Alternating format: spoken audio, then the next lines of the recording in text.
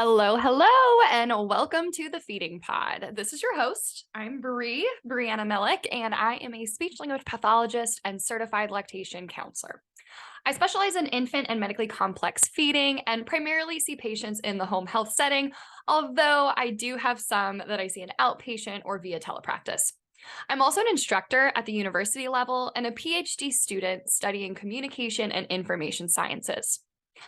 I have a huge passion for evidence-based practice and supporting information literacy in speech, language, hearing, feeding, swallowing sciences, specifically as it pertains to social media and translational research.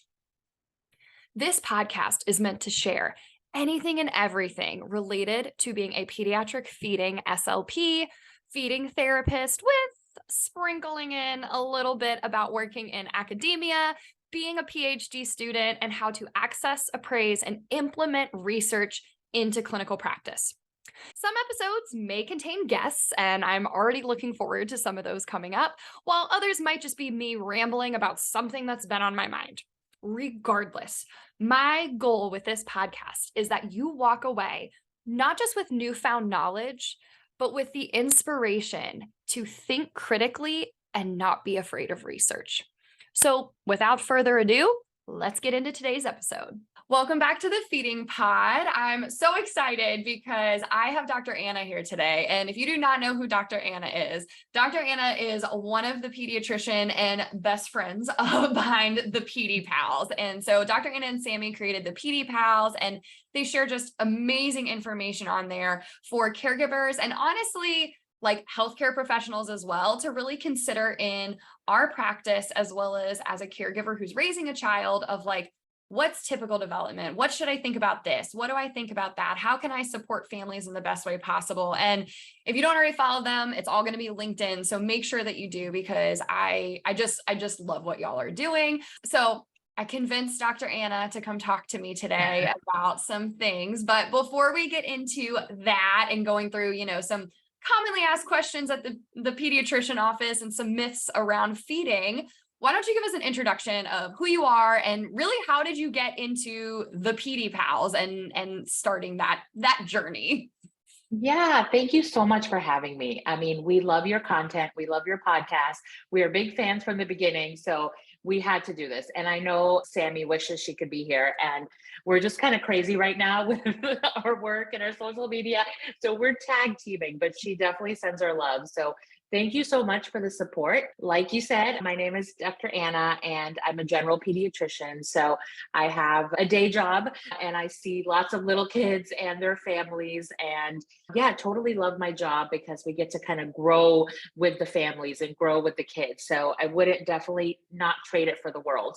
And me and Dr. Sammy, we went to residency together. So we did our training and we instantly connected and bonded. And we have the same type of humor. We like the same type of things. So we just instantly connected. And as we ended up in the same practice over the years, we thought, well, we really want to do something for the community, because a lot of our patients mentioned to us that, there's not enough time in this checkup and we have so many questions. And, do you have any resources? Do you do any kind of community gatherings where you answer our questions, or can you go online, because we'd love to hear more? Actually, both of our patients kind of mentioned that to us. So we tried to do little gatherings in the community, but parents are just so busy. And, as we know, everyone consumes their information online, and it's just so much easier for parents to get their information online. So we thought, well, we'll start with a podcast. So just like you, we started with our podcast. It's called The Well Child.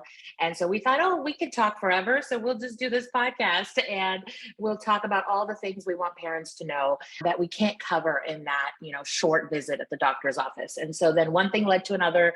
We somehow ended up on social media, and then here we are. Both of us are not good at social media. We're both introverts, but somehow we ended up on here, and it's been a great journey, and it's been really fun getting to learn, understanding what parents really need and what they need us to talk about, and then hopefully dispelling some myths and providing some education. So it's been fun. I love it. I do not think y'all are bad at social media. I love what you put out there, and I feel like I can just like get the idea of your humor in your posts and in your videos of like just what that is probably what the experience would probably be like if both of you were in a room together. Yeah. So I'm sure it's a lot of fun. But yeah, I Thank you. love what you all are doing. And I think it's just like you said, like parents are super busy. And as much as they would love to attend something in a community setting, like, oh yeah, let me just like go to this. It's like, okay, well, I gotta bring my kid to it, or I gotta find someone to Yes. care for them while I'm there. And if I can't do that, then I bring, my kid or like my 4 kids, and like Yeah. what that looks like while they're Nap time and all this stuff that happens in yeah. between. Yeah.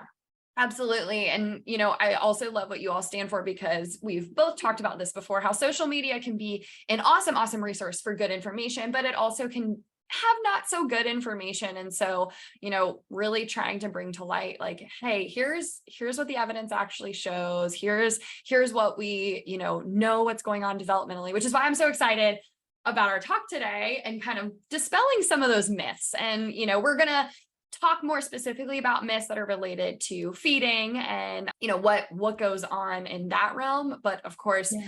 definitely refer to the PediPals pages if you want information on other developmental pieces as well. So okay, let's start with one of the first ones, which I see all the time as being miss and over pathologized, I'd probably say, is talking about reflux in infancy. So I would love to let's just talk about like what is actually normal, what can we expect from infants in terms of reflux, excuse me, and when does it become GERD? When does it become an actual problem, and what can we kind of look at for that delineation? Yeah, this is a great question because so many people deal with this with their babies. And if you look at it, reflux for parents that are still learning about what it is, we refer to it as heartburn in adults. When you see like stomach contents that come up the esophagus, and as adults we might not throw up like babies do, but we feel it. In babies, their anatomy is still developing, they're still growing. So the little flap that kind of keeps food in our stomach and prevents the food from going up is still developing in kids. So around 6 to 8 weeks of age, reflux tends to become more of an issue for babies. So in that first couple months, and then it kind of peaks around 4 to 5 months where it gets a little worse before it gets better. So there's some babies that will, we call them the happy spitter uppers. They just, the food comes up. Some of them, it just comes up to here. The stomach contents, their milk, undigested milk, all kinds of things come up to here. Sometimes they swallow it back up. Some babies, they spit it out through their mouth, and some it comes out through their nose, their mouth, everywhere. And a lot of babies, they just go about their day. They spit up, it's a mess, we have to change everything, and then they go back to feeding and there's no issues. And then some babies are really uncomfortable as the acid comes up. A lot of them will arch their back and stiffen up, and it can be really painful and sometimes not comfortable. And so when we counsel our patients about reflux, we let them know, the main things that pediatricians are looking at is the reflux impacting their growth? Is it preventing them from growing? So we look at those growth charts consistently at every visit. And so we don't want them falling off the curve. Now, every child is different. One might be at the top of the growth curve, one might be at the bottom. But as long as they're tracking along their curve and the reflux is not preventing them from gaining weight, then that's very reassuring, and we're very happy about that. And a lot of times those babies don't need any intervention for their reflux. And we can get into more details about, what we do, what we recommend, but usually when it becomes a problem or, gastroesophageal reflux disease versus just the reflux is when it's causing a lot of pain, discomfort, prevention of, when it's preventing them from growing and developing. And those are kind of the main things that we're looking at when we're deciding, okay, this needs more of our attention, and this is kind of the normal baby spit up. Yeah, that's super helpful. I have 2 things that really like stood out to me. One is you talking about happy spitters. I feel like there's this like rampant, like there's no such thing as normal reflux and nobody's a happy spitter, and it's like, no, there is. That's why we say that, because Say it, it yeah. is totally normal part of development. And if an infant is not bothered by it at all, like We don't need to pathologize it. Like it's okay. But then I also love that you did mention the growth curve, because that is one of the criteria I'm thinking about even in my practice of like, okay, like what's going on from a growth standpoint, but it's not like average growth. It's on their curve. How well are they following that? Whether that's at the top of the curve or the bottom of the curve, we don't want to see a major drop anywhere, depending on how they've been following. So I just appreciate you bringing that up, because I think that, talking about growth curves and weight gain and development can be very stressful for some caregivers to look Yeah. at that. And so understanding like, it's okay if your child's on the lower end or the higher end. It's Good. Yeah. just their growth trajectory. So Yeah, that's just their body type. And one other thing I forgot to mention is, babies, they really just have one emotion, and I tell parents this, they're just crying, right? And whether it's pain, whether they're cold, whether they got water on them, whether they got a gas, whatever the situation is that makes them uncomfortable, their only way to express it is through crying, right? And so a lot of times we interpret that as this pain, they're in pain. But as you're changing them, you're moving them a little, they'll start crying, right? And so not every baby that cries is necessarily in pain. There's lots of other factors. So we counsel our families a lot about, when is it really affecting them? And I can understand, we're not with them, with the baby all night long. And for some kids, it can be very difficult, so we definitely try a lot of things along the way to try to treat reflux naturally and without using medications. That's always our primary goal. There are some babies that sometimes need the medication if they're falling off the growth curve or they're not growing, or, it's some of the preemie babies, they have a prolonged reflux time that they go through. So there's a lot of factors that go into it, but babies cry for so many reasons. It's just not always pain. I'm so glad you bring that up, because it is true. It's either like Yeah. babies just hanging out or anything possible could be going on and they're Yeah. crying. I Yeah. remember when I was growing up, this is a total side story, but I remember I'm 7 years older than my youngest sister. And I remember her crying distinctly one time for like, it felt like hours. And we were just like, what is going on? Like her diaper's been Yeah. changed. Like she had it out and we were going through, she had like a hair wrapped around her Mm, toe that was like yes. irritating her. And I was like, Yeah. I'll never forget that. Cause like my mom finally, like she was doing a diaper change and saw it and unwrapped it. And Mhm. then she was just like, perfect. I'm fine. What are you doing? I was like, oh my goodness. That's amazing that you found it, because that's one of the things they teach us too, the hair tourniquet, because it can sometimes get really, block off the circulation. And so Yeah. we definitely scan the baby all around, because those tourniquets can get in anywhere, the hair gets wrapped around their little finger, or, Yeah. pretty much anything. So yeah, that's a great example that we Yeah, always yeah. look It for. was just like, Yeah. we're like, what is going? I remember that so vividly. Okay, so in terms of reflex management, I think really briefly, I just kind of wanted to share the NASPGAN recommendations that have been updated. So these are from the North American Society for Pediatric Gastroenterology, hep, Yes. hepatology. Am I saying that word right? I say hepatology. I Okay, don't I know if said it's HEPA, and 100%. then I was like, that's not right. Hepatology and nutrition, NASPGAN, which is also just hard Yeah, to say. I Um, know. That but one's a really the difficult one. recommendation from that reading is that you want to, just like you said, go in a more natural approach first before you go to medication. So, let's thinking about positioning changes, or from a feeding perspective, I'm thinking about, is there an overactive letdown? Is there an oversupply? Is the infant being overfed, which can also show up as that like GERD, and sometimes not with the weight loss, but you'll see like a huge weight gain, which I feel like isn't always associated, but thinking about like, the feeding patterns that are going on and looking at all of those other factors before going to the medication. Yeah. Yeah. No, that's definitely important. We spend a lot of time talking about, okay, how is the baby feeding? Because as you know, some babies They might take 2 ounces and they're, very happy. Some take 3 or 4 ounces. And every child, every person's, the size of their stomach is different, right? So if you think about anatomy, if that stomach fills up in 2 ounces, but they're hungry, hungry hippos and they're eating more, and that milk just hasn't had time to empty out, then of course it's going to shoot back up, right? It's going to reflex back up. And the flow of the nipple is very important.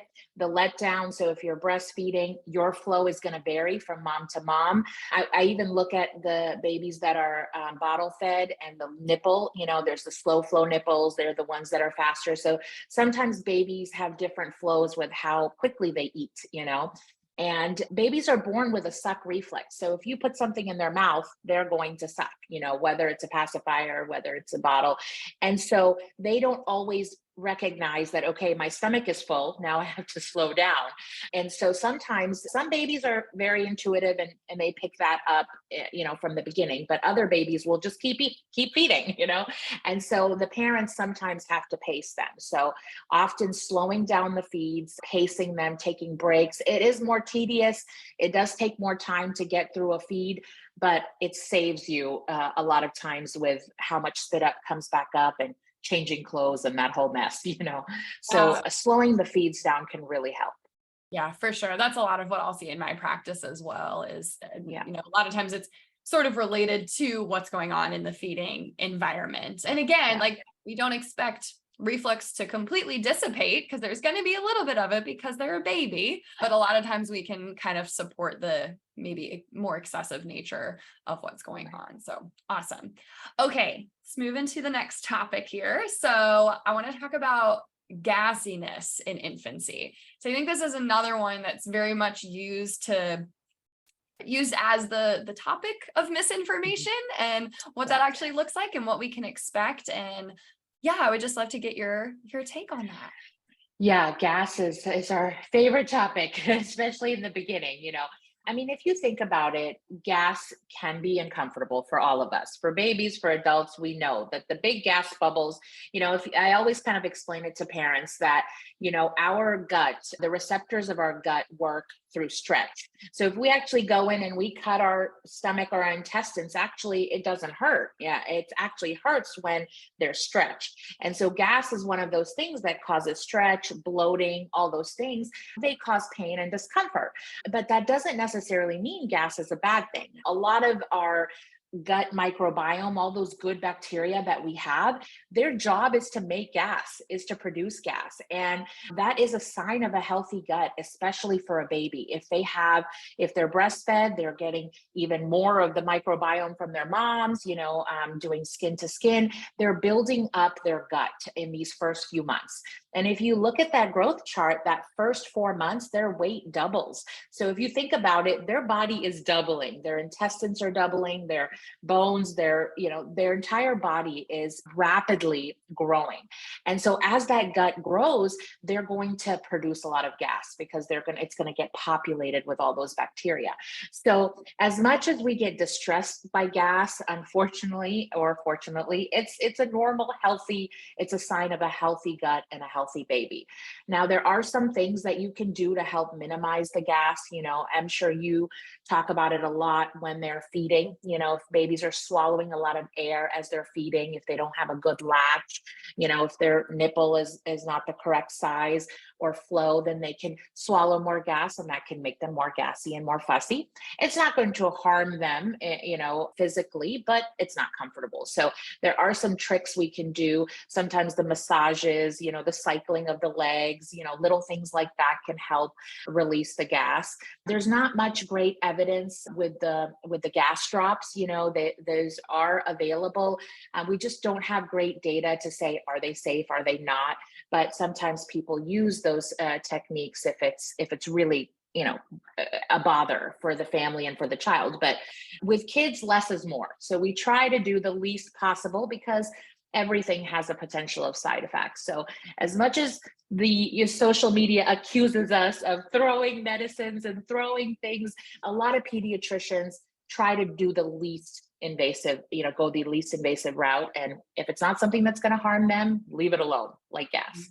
Yeah, I love that. And I think it's so funny you say that because it is like, oh, pediatricians are going to throw like the medical side of stuff and we need to go more natural. And it's like, actually a lot of times pediatricians are actually suggesting less than Less. some of Yeah, these other like, quote unquote holistic natural providers are. Because correct. you're like, no, I'm saying don't even use that. Like if the child Exactly. is growing and developing, like I know that it's annoying that they're uncomfortable a little bit, Yeah. but like you said, that's a sign of a healthy baby. And like throwing something else in there could actually take that off track if we don't have enough evidence to show benefit. So Yeah, I think that's what parents, I mean, it's a natural thing because you want to do something when your child is in distress. Your natural need is to say, okay, let me do something. That's where the whole cough and cold medicine, culture comes from. But, that's why you have us to say, in this situation, I know that it seems that the baby is not always comfortable, but it's safer and sometimes better to just let nature kind of run its course. But there are little things you can do to help them along. absolutely. I love that. And I think too, like you said, parents want to help. And I know like as healthcare providers, we want to fix it, right? Like we want to make things better. And so, doing some of those things that like, maybe it'll help, maybe not, but at least it's very low risk. It's not likely to cause any negative side Yeah. effects that like, okay, we can try that out. Yeah, I think one thing that parents really kind of appreciate when I kind of word it, a lot of times parents will come in and say, "Oh, they're sick, they need an antibiotic," or they need this medicine, and I say, "Well, it takes me literally 2 seconds to write an antibiotic or to write a prescription for you, and it takes me maybe 30 minutes to explain why there could be potential risks of this medicine and why I think the baby doesn't need it. So it actually takes me more time and more energy to explain. And so that should be a clue to parents. If your pediatrician is taking the time to say they don't really need this medicine or they don't really need that, take it as something that they probably don't need, because it's very easy for us to write a script, but it's not always the right thing. Yeah, I love that. I think that could be carried over to a lot of different healthcare Yeah. disciplines. Sure, for sure. Yeah. So, kind of on the subject of gas, let's move in the Mhm. direction of constipation. Constipation is something that, and we're kind of moving constipation. I'm thinking more of what we see after infancy with constipation. So, when we Gotcha. see constipation in toddlers or even before potty training, you'll see sort of that increase when starting solids, moving into more textures. And so kind of in that age range, we're thinking, what would be considered quote unquote normal? Like is constipation a Right. normal part of development? And what are some of the things you're thinking about then management wise to Right. support those patients? Yeah, this is a really good distinction that you brought up, with infancy, or what we think is constipation in infancy versus when they're older. So babies around 1 to 2 months, their gut slows down. So remember, in the beginning, they're pooping all the time, like 10 times a day. And then around 1 to 2 months, a lot of babies will slow down. And there's some babies that poop once a week, and there's some that poop daily. And a lot of parents come to me and say, "Oh no, they're constipated. They haven't pooped in 5 days." But in babies, that's totally normal because their gut slows down. So we tell them, as long as their stools are soft, they're mushy, they come out easily. If they skip days, no problem. Now, as they get into toddlers, toddler range ages and older, if they're skipping days, usually they're having harder, larger stools that are difficult to pass. And a lot of kids remember, when they've had a hard stool and it was painful, and then they try next time to hold it in. They said, "Well, why would I have to go through that again and again? So I'm going to hold it in as long as I possibly can." So constipation is kind of a twofold thing that happens. It has to do with our diet, what we're putting in, and also the behavior patterns of the child, because it can, you can be very motivated to not go to the bathroom when you're a toddler. And so that's one of the reasons we first tell parents not to rush potty training. Because if we rush potty training and they're not ready, they are going to hold it in because they're scared, or for whatever reason, that is a big motivator. So if we let them go at their own pace, we deal less of that chronic constipation. So that's number one. Secondly, around the age of 1, we switch usually from formula to whole milk. We'll switch, they'll be eating more food. So we're relying more on, dietary nutrition and less relying on the formula or the breast milk, right? So a lot of times babies are still, stuck on the milk and the dairy. So they will drink a lot of milk, whether they're breastfeeding or it's whole milk. So we really try to stress around 9 to 12 months to really cut down the milk volume. So after one, they only take about 16 to 20 ounces max of milk in a day. So like 2 cups, of milk, and focus more on food and fiber and veggies and fruits and water. And that's really going to minimize the constipation that happens in that, 1 to 2, 3 year age group. So you can do a lot of things by controlling what they eat, getting more fiber, getting more water, reducing the dairy.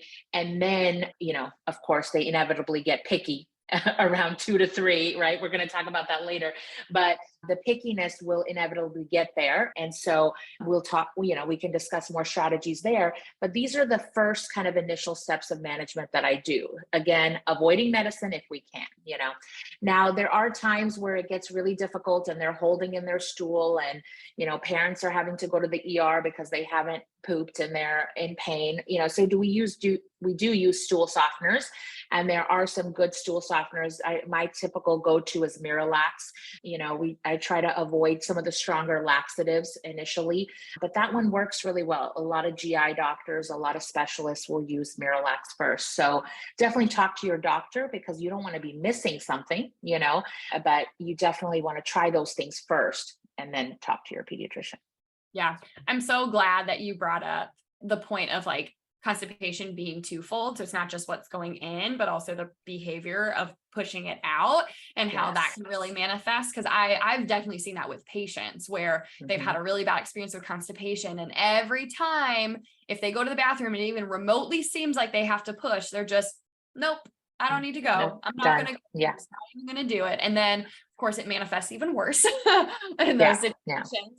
And I will say too, like, that's something that I'll see, obviously, with the populations that I'm working with tend to have developmental disabilities or other diagnoses. And I see that Yes. pretty frequently with the autistic population. And if we think about like the sensory differences there, it probably feels even worse than when Yeah. we are, passing a hard stool. So I definitely have Yeah. seen that reflected where it's that behavior piece of like, I don't want to go. And so sometimes in those cases, if they also have difficulty with getting enough in their diet, then a stool softener can be helpful. And I've seen the same thing in my practice where physicians are typically recommending Miralax as the first option because it is Yeah. just the lowest sort of like lowest side effect, lowest addictive properties.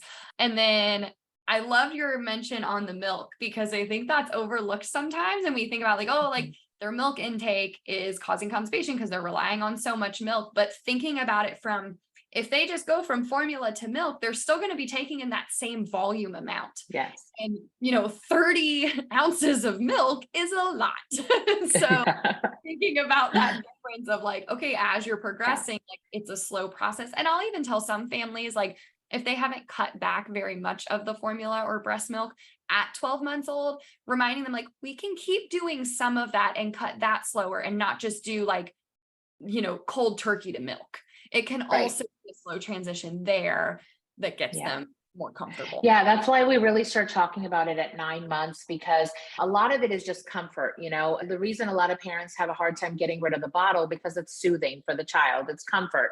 The milk, the bottle, it's soothing. So if you try to break that kind of behavior, that pattern early on, it's much easier.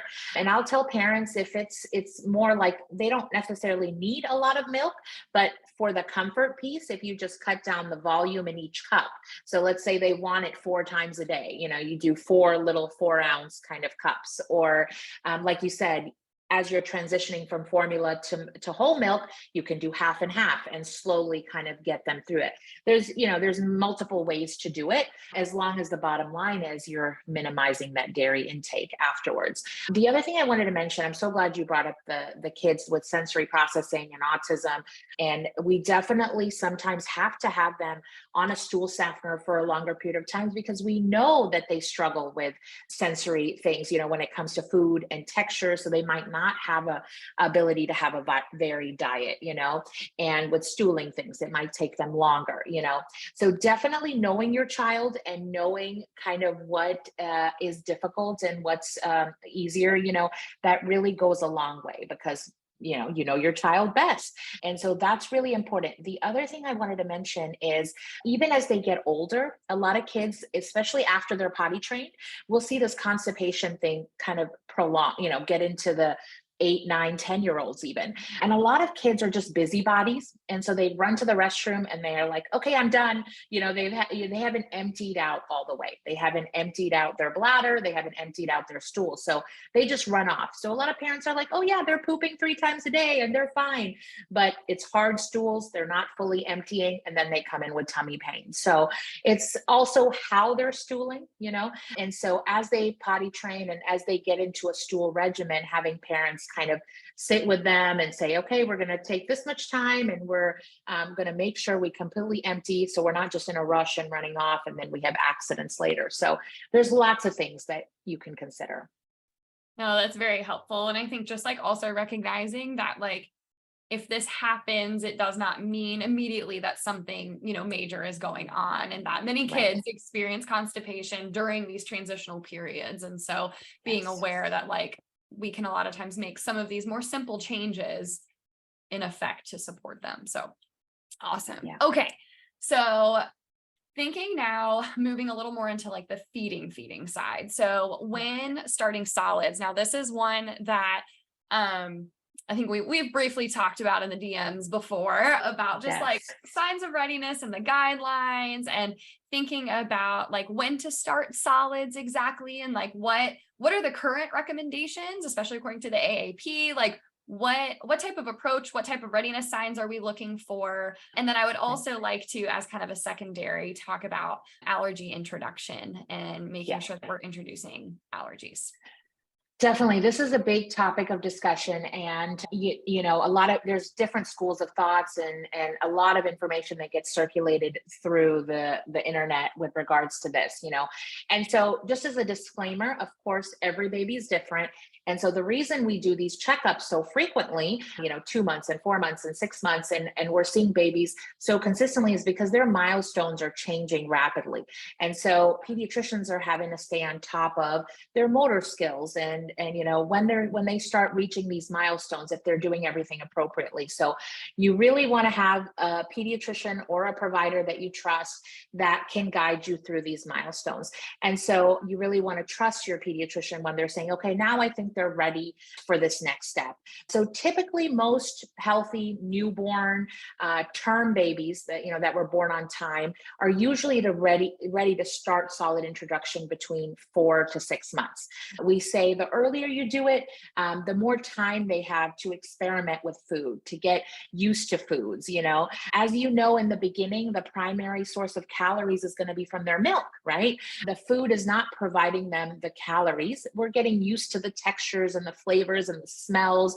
And, half of the food comes out, they throw half of it on the floor, half of it gets spit out.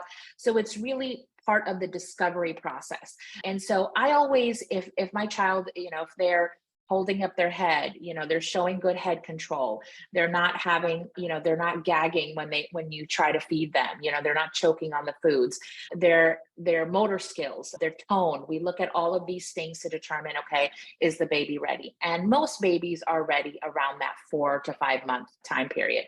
And so usually the earlier we start, the more time we have to practice. But I tell people it's not, you're not under pressure, because really you want these solid foods to be a part of their diet after 9 months and beyond. And so this is your time to practice and have fun with it. And a part of this introduction process is to make sure they don't have allergies as well, right? Like you mentioned about the allergies. So we start usually one food at a time, pureed. A lot of people, we can talk a little bit more about baby-led weaning and some of the thoughts about that. But some parents prefer to wait to feed their baby, until they can pick up the food and eat. And then there are people that can start with the spoon and feeding purees. And there's multiple ways of doing it. And I'm not, to say that baby-led weaning is wrong or anything like that. I think that's one way to do it, and that's totally fine. But if your child isn't motivated to eat at that time, we really try to push them to get started earlier, so that's where it really helps if you feed with the spoon and get them to the practice of feeling those textures. And all the studies basically show that early introduction helps with less picky eaters later, right? You introduce these foods so they are more comfortable with them earlier and reduces allergies later in the future. So there was a study that came out called the LEAP study many years ago, and it looked at peanut allergies, and they saw the lowest incidence of peanut allergy was in countries where they introduced peanuts as early as 3 to 4 months, and where we noticed a lot of high peanut allergy in the West, in the United States.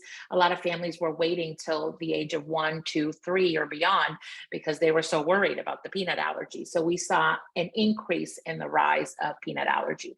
So I will start talking about veggie, fruit, peanut, egg introduction at the 4 month checkup. Not to say you're going to start everything right away, but one at a time and slowly. And so that's kind of how I approach it. Cool. No, I appreciate that. And I think like I'm learning some of the thoughts from you right now, because like when I think about starting solids, I'm usually thinking like, okay, exclusively you only need breast milk or formula through 6 months old from a nutritional standpoint. But looking at it from the perspective of it's okay to introduce some flavors and some textures earlier to just kind of support the experience, more so than saying like, okay, we kind of need them to get a little more iron and we need them to get a little more vitamin D at this point, then those things are providing. And so kind of thinking about it from that lens, I think is really helpful. And like you said, we're talking about full term, typically developing babies in that realm. And I also like though that you mentioned how like there's so many like differences when we're looking at like, the signs of readiness and like, oh, is this baby ready? Is this baby ready? What are we looking at? Because there really isn't like a direct consensus on readiness signs. Like we talk about like, okay, we'd kind of like to see these things from, I feel like more of like that safety perspective, but it's not like a set in stone. Like you don't have to see every single one, and every baby's going to be a little bit different. And I'm talking about, just for reference, things like, sitting up independently. Is that for 1 minute or is it for 30 seconds or is it with support? Is it, are they the tongue protrusion reflex? Like, is it totally integrated or is it like still there and it integrates when they start food, which is kind of more what I see, but just kind of those signs. Yeah. And definitely that's a good point. And like you said, not all babies, they like you'll notice some babies, for example, with walking, right? Some will walk starting 9 months and some won't walk till 18 months, right? Some babies roll right before they're 4 months old. And some are just like, I'm fine, I'm hanging around, I don't need to roll. So they might not roll till later, That doesn't necessarily mean that their muscles are lacking. There's a little bit of motivation that is involved in some of these motor skills. And so babies might not be independently sitting up all the way until 7 months, by themselves. And some will sit up with support. So it's a combination of the baby, like you said, individually, and then also the comfort level of the parents. We talk through them a lot to make sure they're comfortable. And of course, if you notice these signs where they're choking, they're gagging, they're not fully ready, then they come back to us and they let us know so that we can work through it. We might want to wait a little bit longer. We might want to see a therapist, if it becomes an issue. So I just wanted to add for the vitamin bit that you brought in. So the reason we need iron after 6 months is because usually maternal supplies of iron last until 6 months. So typically we recommend either an iron supplement or getting ready with baby foods and getting iron in the diet. Now, formula has already vitamin D and iron. So if your baby's formula fed, then that is covered. You don't have to worry. But yeah, the reason I start talking about it at 4 months is because they're not going to be eating all that food, and you're right off the bat. So it's going to take about a month or two just to get used to eating. So yeah, I'm glad you brought that up. I love that point. And thank you for clarifying the difference with the breast milk and the formula, because I definitely did not even realize that at 6 months old, there wasn't still more that was going to be needed. So I appreciate that. And then, thinking about readiness, which during that 4 to 6 month range, when I'm thinking about a child, whether that's, their adjusted or chronological age, if they're full term or preterm, is when I'm thinking and guiding parents through pre-feeding skills. So, okay, we're going to work on sitting and playing in the high chair so that they're comfortable there. We're going to work on just mouthing teethers, or maybe we're going to like do some the breast milk or formula from a spoon. Like it doesn't Yes. necessarily have to be that we're introducing something extremely novel at that time, but we just want them to get used to like what the experience will be so that when there is a little bit more pressure of like, all right, we need them to take a little bit of something. By that time, we're not like, hey, learn the skill and accept something new from a Yeah. sensory perspective, like all at once. All at once. Yeah. The more time you give them and the earlier you start, just across the board with feeding, with sleep and sleep training. We talk about that early. So this is just it's kind of a human trait, it takes time to develop all this stuff. And just because they're a certain age doesn't mean that they're automatically going to get that skill right away. So yeah, that's really important. Awesome. Thank you. Okay. So now moving into like, we've started solids. They've been eating. A lot of times I hear about this with like kids, like they used to eat everything, but now they're Yeah. picky. So let's just talk about like, what is the actual, like, is picky eating a part of normal development? Like, I feel like what I typically see is like sort of a mismatch between like caregiver expectations and like developmentally what really is Yeah. going on. So I would love for you Right. to kind of talk about that. And then we'll kind of go into like, when does picky eating cross over into a pediatric feeding disorder? And I can talk about it from my perspective, but kind of what are you thinking about for, I need to refer to a Right. feeding therapist? Like they do need additional support at this time. They need additional support. Yeah. No, that's a great question. I mean, I talk about picky eating all day long on social media, in the office.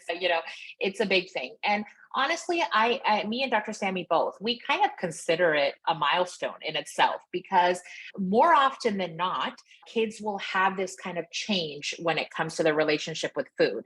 And everyone describes it in a different way. And all parents have different expectations. I grew up in an Indian family household where, food was a big part of everything, so food is love for a lot of people. And if their children are not eating how they think they should be eating, it's a problem and it's a point of distress for the parents. So I kind of always describe it as typically around sometimes as early as 18 months, but typically around 2 to 3 is when you have this kind of change where kids, at between 1 to 2, they would eat everything you would give them. Now they're running around, they're playing. Their main objective in life is to explore and to play. Food is the last thing on their mind. And it's kind of something that they're using just quickly to get energy and move on to the next thing. They're not sitting there having meals, compliments to the chef. We always make this joke. They're not sitting there eating 3-hour meals. It is a necessity. And they're going to do the minimal possible thing that they need to get the glucose and get the energy and move on to the next task. So realize that kids and their relationship with food is totally different from our relationship with food. And so putting that expectation on them is first, one thing we have to look at. Secondly, a lot of kids will not get hungry at the times you want them to get hungry, right? They're going to get hungry at random times. It won't be breakfast, lunch, or dinner, right? And those are times that are created by our work schedule and our hunger patterns and all of that, and our work schedule, honestly. So kids operate totally different. So we commonly see kids that will just graze, a couple grapes here, a couple of this here, some goldfish, some crackers, fruit snacks. And so they are wanting to snack a lot. And what happens with snacking is that they inevitably get quick, easy snacks, right? So a lot of kids are grabbing the goldfish, the crackers, the fruit snacks. And while they're all okay in, small amounts and small quantities, if you're only eating snacks, you're going to fill up and you're not going to want to eat the other food, right? So snacking is a big thing that leads to picky eating. So there's a common saying that we say in pediatrics is you pick the foods, you let the kids decide when and how much. So you don't want to force them to eat too much. If they say, I just want, 2 strawberries and a cheese, a little bit of cheese and a cracker, fine, you move on. So you pick the types of foods you want. Now, if your pantry is full of a lot of those processed foods that they can easily grab, they're going to fill up on those. If you have a lot of juice lying around, they're going to drink the juice, they're going to fill up. Their stomachs are still tiny and they fill up easily. And then You get to dinner time and you're like, they're not eating. Now I have to make a separate meal. I have to make mac and cheese and nuggets and pizza or whatever they like because that's all they'll eat. While we forget that they have had foods. And if you accumulate all the snacks that they've had, they've gotten the same amount of calories, that they probably would have. So it's less about the volume or the amount, and it's about the quality of foods. Now, of course, busy parents, they're on the go. They're going to have snacks around, right? But I tell parents when kids come to you for a snack, say, okay, you want apples and peanut butter, yogurt and berries, leftovers. So keep foods that are nutrient dense around so that they are more likely to snack on those instead of the other foods. It makes them less picky. But it's a topic we can talk about for hours, But number one, just to summarize, I would say it is a normal part of their development at that age. There's going to be some days they eat nothing, and there's going to be some days they eat lots of things, and that's okay. You can let them do that. There's going to be days where they eat in school or daycare really well. They come home and they don't want to touch anything, or vice versa. I'll have teachers say, oh, they don't eat anything here. And then a lot of parents will be like, oh, they eat great at school, but they don't eat at home, and that's okay. And that's okay as long as you're providing them with the foods that you're okay with them having. And this typically around the age of, I would say, 2 to 5 or 6. If you look at the growth chart, you see that their height goes up really fast, but their weight stays steady. So they all lean out, right? And you see the BMI curve and you see the weight and height curve does a little dip. But every child does that. So their height goes much faster than their weight. And so they look skinnier. And a lot of people panic because they're like, they're getting skinny, they're not eating. And that becomes another point of stress. So then they're throwing foods at them, right? And that is another misconception that I clarify. I say this is a natural part of their growth process. They're going to get taller here. They're going to lose that baby fat. That does not mean that something is wrong and they're not getting their nutrition that they need. So sorry, I get long-winded when it comes to No, I was gonna say that was a point I was going to ask, was that I feel like this is right around the time that there's so many developmental things going on and so many changes that are significantly different from that first year of life, or even those Yes. first 2 years of life, where, they're like, they are not worried about the food at all. Like you said, it's like, is this enough to get me through? Perfect. Cause I got to go because, I'm playing with my whatever. Yeah.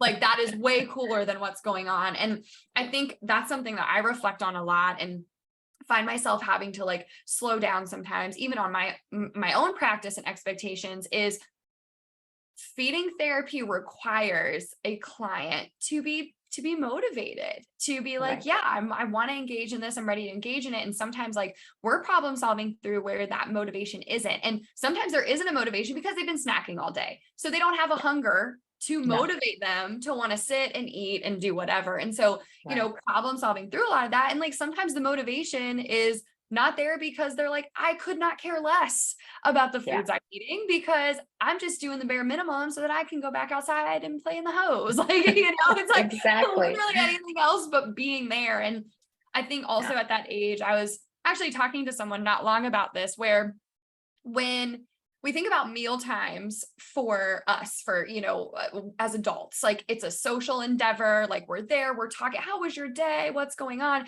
Kid is not, they don't want to sit at the table and say, how was your day? Did you have a good time at work? Like, did anything happen? Because they learn through, like you said, through play. And so if a mealtime, if they're not engaged in a mealtime as if it's play and getting some of that, it's not going to last very long. And, I totally understand not every meal can be just like this, all for fun, we're having a party and doing all kinds of things, but it's just something to reflect on, to say like, okay, like what else could I change in my routine to get them to the table for just a couple minutes, and goes. And then your what you said, which is consistent with like the division of responsibility, right? So like you decide what is served and when it's served, and they can decide which, the when it's served thing I kind of sometimes have an issue with, but you decide what's served, because like you said, they have different schedules. Like they're not always going to be hungry at the same time, but if they're asking for food, you can say, here's what the options are, but whether they have it or not is totally up to them, or how much they have is totally up to them. And I think this can be a hard thing to push through, but if you can stay consistent with that, I think it's really going to help decrease the likelihood of it staying around and hanging around, Right. you becoming a short order cook for everything and moving Yes. all of that. Yeah, and I think we have to give ourselves grace too, because parents are often working multiple jobs, they're busy. I mean, this is not something that you're going to be perfect with overnight. There's going to be those days where you're just going to have those snacks, and you don't have time to get the food, all the food cooked and ready, and it's hard meal planning enough just for adults, right? But for a whole family, it's very difficult. So give yourself grace. Don't feel like you have to do everything overnight.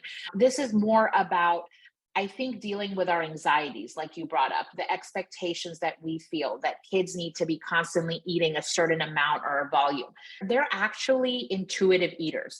They are, we call it picky, but we kind of ruin them a little bit later, right? They are listening to their bodies. If they're not hungry, there is nothing that will convince them to eat, right? No emotion, no nothing. And so they are very intuitive from the beginning. And so to help foster that, I think that's the biggest thing. So if your child, does well, like a lot of children will do well in a social setting. Like, so in daycare, when there's other kids, there's teachers, there's playtime, and then there's designated food time, they will do well in that kind of disciplined setting. Once they get home, they know, okay, all rules are gone. So I don't have to sit here, for dinner time or whatever. So some of it is socially motivated. Some of it is motivated through the family. So when you can eat together, that always really does help, but it's not going to be realistic for the 2-year-old that's going to be running around, right? So you're going to have to do the best you can with your resources. And I just tell parents, one thing you can do is save money. Don't buy the juice. You really don't need it. It affects your teeth, causes cavities. It's not nutritionally beneficial unless you're making the juice smoothie at home and you're using all the fiber from the fruits. The store-bought juices, even if they say no sugar added, they are still have a lot of sugar, right? And they fill up kids and they make them more picky. So that's one easy thing you can get rid of. And then second, when you buy the snacks, just buy minimal amounts of the processed snacks and put a bunch of fruit and different variety of things. And you might not have to be prepping it, but just having a place where you can put a bunch of different fruits and veggies there for them to pick at, that also makes things easier for both you and the child. So but it's not going to be easy, and it's not going to be overnight. Absolutely. No, and I think that's a good point. Like, it's not something that's ever perfect. And I do want to make sure to clarify that this is not even remotely similar to the approach we would be using for like a neurodivergent child, or Right. when talking about children with other diagnoses. We're really thinking Right. about a picky eater at this point, not even a child with a pediatric feeding disorder. Like those require very different approaches. But I think in order to support how you're Yeah. approaching or treatment and assessment and management of those, you have to be aware of what is typical and what we expect in those situations. So Exactly. did want to throw that in there, but I absolutely agree with what you're saying and all the variabilities there. And I also try to remind the parents I'm working with of I totally understand that fresh produce can be expensive, and if nobody eats it in time, it can feel wasteful, but canned fruits and vegetables, frozen fruits and vegetables, Yeah. all of those are really, really good options as well. It still holds on to the nutrients that you're trying to, Yeah. that you want. And so, Yeah. make understanding that there's other options there that can be Yeah. just as easy. It just kind of Yeah. takes some finessing and change of routine a lot of the time. Yeah, That's what you're and going to. definitely creativity. I saw a couple things on social media. It's like a toddler charcuterie board. I thought that was really cute. They have some fruits and cheeses and meats and lots of little things that you can get creative and decorate and pick at it. And I saw someone else post about how they'll put their children's food in their plates. And so it's mommy snack, don't touch mommy snack. And then of course, definitely they want to get in there, right? Yeah, then they want it. Yeah, so there you can use some reverse psychology there, and you can make it fun too. One thing I tell people, because inevitably they'll say they won't eat their vegetables. What do I do? They won't have their vegetables. So sometimes I'll do like smoothies with fruits and veggies, and you can freeze them, make popsicles. That's a more reasonable snack, than having a bunch of processed things. I also do a lot of sauces. So if parents are making pasta or spaghetti sauce, they can puree a lot of vegetables, and sauces are great for dipping and for pouring over things. And so they're a great way to sneak some in. But it's a very slow thing, and sometimes they'll just lick the vegetable and they're like, I don't want it. And so these are some things that we go through, but normalizing that all food is food. We're not trying to food shame, and sometimes you just have to do the best that you can. But I did want to mention one thing before I forget. When it comes to the growth charts, a lot of parents get really nervous about where their child is on the weight curve. And we do use the weight curve to decide when we refer to, people's therapists like you and feeding specialists when they're falling off their curve, their particular curve. Yeah. So that's kind of the big things that we use. If they're getting nutritional deficiencies, of course, if they're, if we're not able to keep up with their iron and their vitamin deficiencies are happening, if they're falling off the food curve, and then of course the neurodivergent children, the children with other chronic disabilities, we definitely want to outsource and get help for those kids. But for those really slender, thin kids that are, that are tall and skinny and scrawny, I always spend some extra time with parents, because I feel like they often feel that they have to throw calories at those kids, And as you get older, I tell people, if you're at the top of the curve or you're at the bottom of the curve, we all got to eat healthy. So just because one child might be on this part and one is this, they're not going to get different foods. We're trying to eat a variety of things for everyone. So we see a lot of eating disorders happen this way. We see lots of kids that were super, super slender and on the bottom of the curve. And then later in life, they have high cholesterol, diabetes, because there was that anxiety that they got to eat, So definitely you have to look at their weight and height for them individually, and not in comparison to other children. Yeah, that's so helpful. And I'm glad you brought it up too, because I think even with picky eaters, we want to offer the opportunities for them to explore, but that's when they feel safe, when they feel ready, and making sure that we're very careful to not, assign moral values to certain foods over others, because in the short term, it can feel really hard and it could feel like my child's never going to eat a vegetable in their whole life. But by doing that, just the opportunities and the exposures, and making sure meal times focus more on just like connection with the family and that psychosocial component, like more likely to have a child that likes vegetables long term than the child who feels that they were forced for, a really, really long. So right. Yeah, I'm glad you brought that up. All right. So I'm going to skip into the rapid fire questions now. And for those of you that might be listening for the first time, I do not prep guests on what these questions are. And I kind of change up every time, so you can't even guess what it's going to be. But I've got three for you. Okay. So I think I can manage. Okay. Your first one is your favorite book currently, or you can share your favorite children's book. Either one. Oh my God, I'm not going to be very rapid about this. It's okay. There's so many that I love. It's really, really hard. Oh my gosh. Okay. Favorite book or children's book? There's so many to choose from. So there's this one book that I really love, and I think it'll be perfect for this particular episode. It just comes to my mind because we were just talking about picky eating. But there is this book that we recently read by Dr. Yami, and she talks about picky eating as like superpower for kids. And I'll send you the exact name, but it's already skipping my mind. But it's about the intuitive picky eater. And so we recently read it, and we actually had her on our podcast as well to talk about it. But that's the one that just comes to my mind right now. Awesome. Yeah. Put a link in our Google Doc. And so I'll make sure to reference people to it. Okay. Yeah. Next thing, because I don't know if you're more of a TV watcher or music listener, both, but what are you currently listening to or watching? Ooh, oh my gosh. Okay. So I do like, I like the spy dramas, So I'm watching this one it's like an Apple TV show. It's with Idris Elba. It's called Hijack. I'm stuck on that right now. And another really good show that I was on was called Bear. Have you heard of this? No. No, it's got like amazing reviews. It's about this Michelin star chef. So yeah, I got lots of Oh, TV shows. interesting. That sounds like something that my husband would like. We might Yeah. have to look into that one. Okay, Yeah. last question. Okay. Which of the social media platforms that you're on, so I'm thinking Instagram, YouTube, TikTok, which one's your favorite? Oh, okay. I think my favorite is probably Instagram.